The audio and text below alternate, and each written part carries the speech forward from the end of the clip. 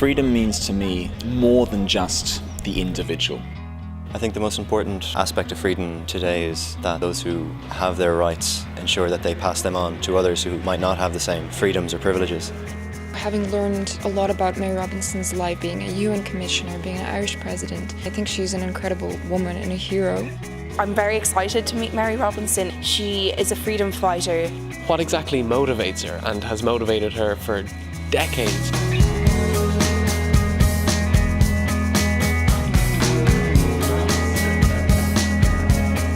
Do you think that there's a different generational perspective on freedom? I think certainly more individualistic, and the way we communicate, I guess, is different because you're communicating online. In our current generation, it's just so desperate for more mothers, for more fathers, for more people to really pour into us. You young people genuinely are my hope.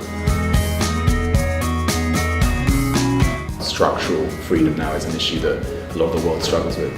What is it that motivates people to fight for the freedoms of others? How interconnected are we? And what's your answer to that? In my opinion, I have some kind of responsibility.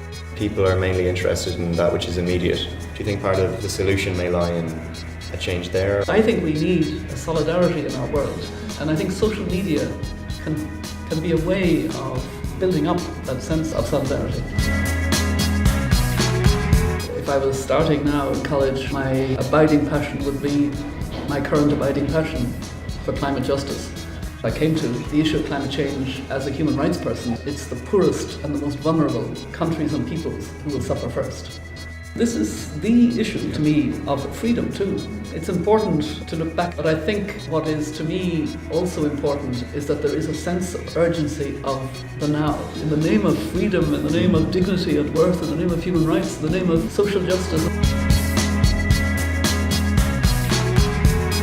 What was quite inspiring was how she said she has hope in my generation. I think it was interesting to talk about climate change in terms of freedom. The passion that she was talking about it with was really, really tangible. We have to see interconnection between each other. We have to notice the challenges that are facing us. Her message was to think of them not as massive problems that we can do nothing about, but think of them in terms of what we can do.